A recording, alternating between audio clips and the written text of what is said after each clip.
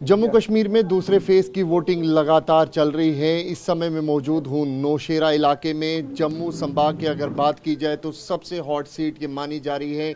इस समय मेरे साथ मौजूद है नेशनल कॉन्फ्रेंस के प्रत्याशी सुरेंद्र चौधरी साहब।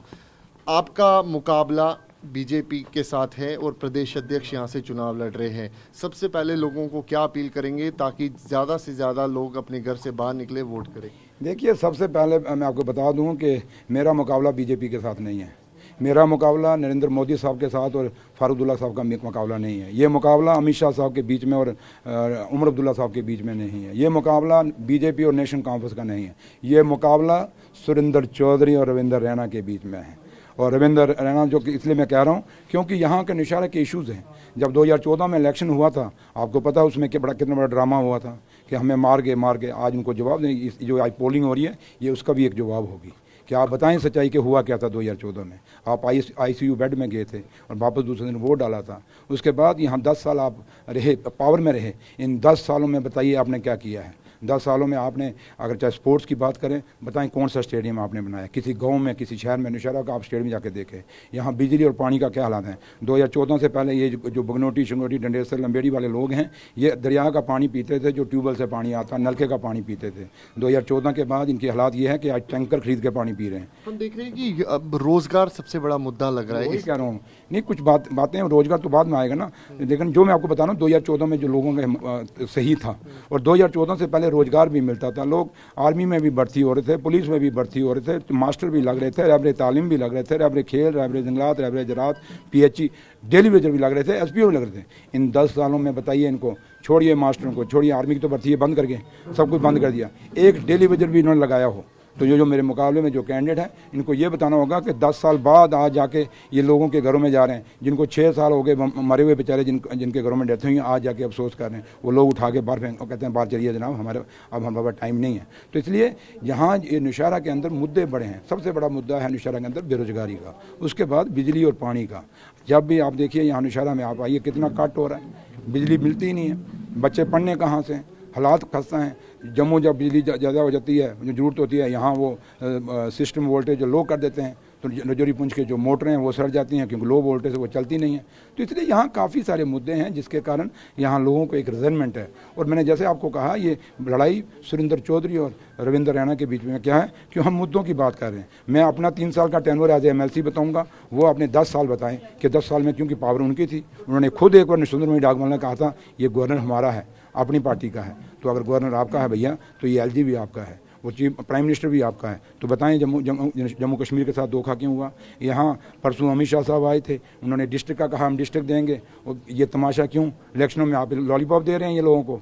यहाँ 53 दिल की आंदोलन चला, आपको याद होगा 2017-18 में। यहाँ हमारे बच्चों की आंखें निकल गई, हमारे लोगों की हड्डियाँ टूट गई। 53 दिन बिजनेसमैन ख़त्म हो गया, बिल्कुल रेडी फड़ी वाला सब खत्म हो गया। जिन लोगों ने इंस्टॉल वो दिए थे, लोन लिए थे दुकानदार, उनके लोन पर कितना इंटरेस्ट चढ़ गया।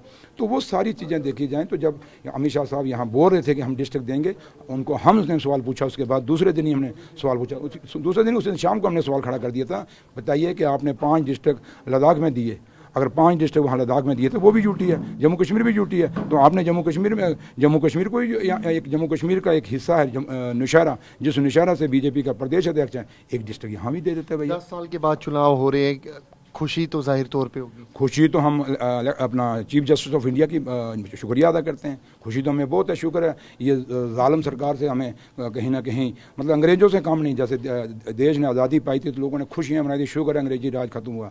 आज नौशेरा में लोग शुक्र करेंगे अगर यहाँ जम्मू कश्मीर में कि बीजेपी का राज खत्म होगा। क्यों कि लोगों की सुनवाई नहीं थी, यहाँ अफसरशाही थी। आप देखें यहाँ पूरा सिस्टम, DC किसी को सुनता नहीं, SHO नहीं सुनता, एक मुंशी नहीं सुनता, एक पटवारी नहीं सुनता, बाकी तहसीलदार की तो बात ही बकल है, अलग से DC के अलग से SDM की अलग बात है। तो इसलिए जम्मू कश्मीर में जो इलेक्शन आया, हम सुप्रीम कोर्ट का बहुत बहुत शुक्रिया अदा करते हैं कि आपके डंडे के कारण यहाँ इलेक्शन हुआ। आप डंडा ना चलाते तो ये इलेक्शन बीजेपी ने अभी 5 साल हो नहीं। आप कितने आश्वस्त है अपनी जीत को लेकर? देखिए ये मैं नहीं कह सकता, ये लोगों को पता होगा। और आज आप पूरे स्टेशनों पे जाइए, आप देखिए लोगों का क्या एक रुझान है और लोगों का क्या जोश और बलबला है। और मैं जहाँ जहाँ भी जा रहा हूँ, ये वो इलाके जहाँ मैं खड़ा हूँ, ये वो इलाका है जहाँ से मुझे पिछले 2014 में मेरा कोई झंडा लगा के राजी नहीं होता था। तो आज माता रानी की कृपा से, भगवान की मेहर से आज झंडे देखें नेशनल कॉन्फ्रेंस के लहरा रहे हैं। और झंडा ऐसा लहरा रहा है कि उसके आगे बहुत परेशान है हमारे कैंडिडेट हैं बीजेपी के, वो इतने टेंस हैं। सुबह उन्होंने अपनी शक्ल देखी होगी बेचारे, वो तो सच्ची मोती फकीर बन के बाल ही बढ़ गए, कटिंग का टाइम नहीं है। तो लिहाजा ये तो ऐसे मजाक है, लेकिन मैं सच्चाई आपको बोलूं कि लोगों के साथ जम्मू निशारा के लोगों के साथ धोखा हुआ। एज ए प्रदेश अध्यक्ष वो पावर जो यहाँ यूटिलाइज कर रहे थे, एज ए चीफ मिनिस्टर कर रहे थे, जब यहाँ आते थे इलाके में तो आगे जैमर पीछे 14-15 गाड़ियाँ, लोग परेशान कि जनाब हमने तो यहाँ से अपना लीडर बनाया था, ये तो हवा में ही हो गए। तो अब हवा में आए हैं तो हवा से चले जाएंगे, क्योंकि लोग ये जम्मू कश्मीर है, ये हिंदुस्तान है, largest democracy in the world है। लोगों का वोट, बाबा साहब भीमराव अम्बेडकर ने आइन जो बनाया था सोच समझ के बनाया था, और उन्होंने जो वोटिंग राइट दिया था, इसीलिए जिसको घमंड हो जाए उसको नीचे फेंको, जिसको जो ज़मीन से जुड़ा उसको ऊपर लेके जाओ। बहुत बहुत धन्यवाद। Thank you. तो साफ तौर पे आप यहाँ पे जो एनसी के प्रत्याशी हैं सुरेंद्र चौधरी, उनको सुन सकते हैं। लगातार अलग अलग पोलिंग बूथ में जा रहे हैं और यहाँ पर तकरीबन 10 साल के बाद जम्मू कश्मीर में विधानसभा के चुनाव हो रहे हैं और दूसरे फेज की जो वोटिंग है वो लगातार चल रही है। कैमरा पर्सन अनुदीप शर्मा के साथ अंकित भट्ट, TV9 भारतवर्ष के लिए।